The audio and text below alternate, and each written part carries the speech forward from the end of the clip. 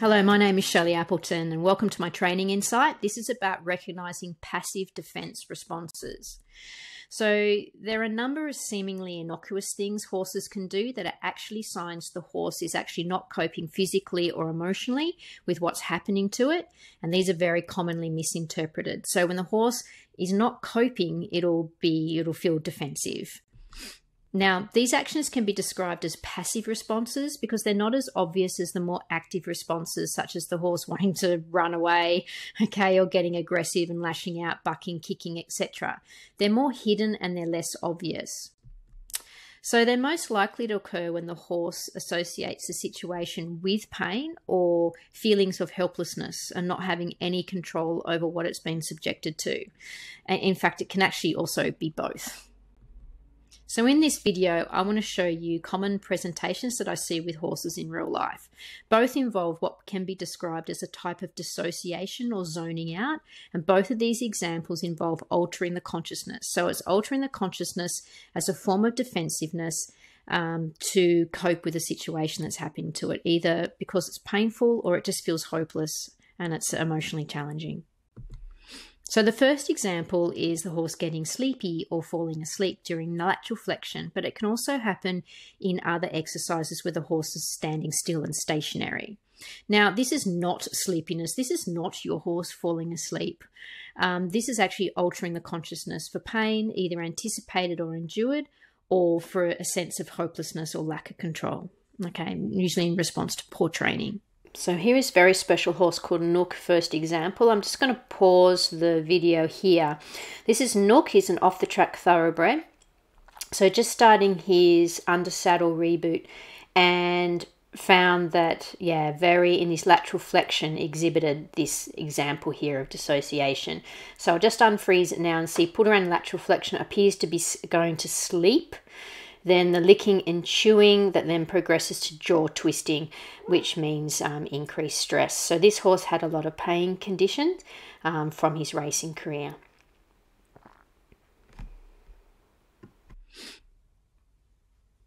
Example 2 is the super low head during movement. So whilst the sleepiness tends to go when the horse is standing still, this one here is a coping defense mechanism that the horse will flick into when it's in movement. So it can either present itself in groundwork or even in ridden work.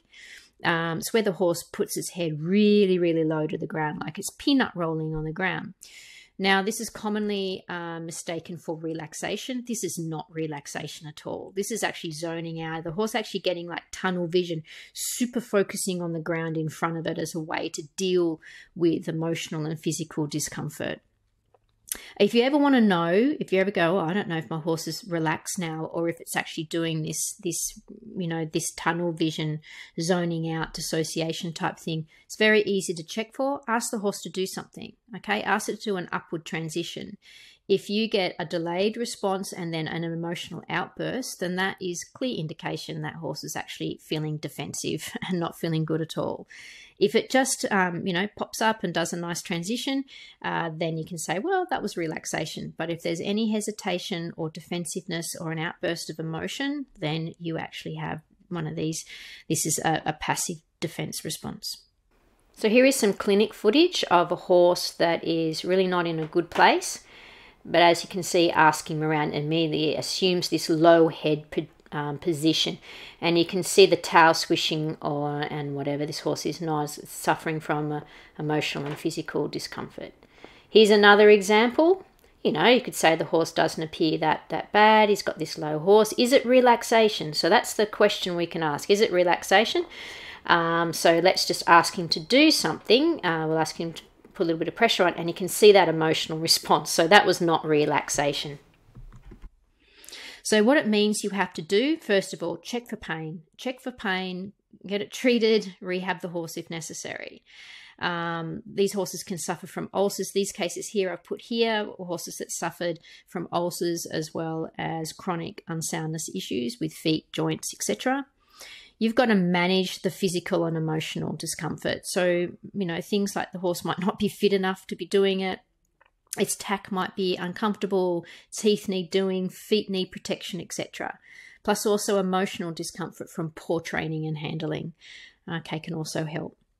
The answer to a horse feeling defensive, though, once you've removed pain, is training. Okay, is the horse actually learning? So these are natural responses in a horse the horse has inbuilt into it, and they've only been triggered because the horse has nothing else it knows what to do. So learning will actually help the horse feel in control and give them an alternative behavior to do, actually to know what to do, to know how to navigate the situation instead of being triggered to feel defensive.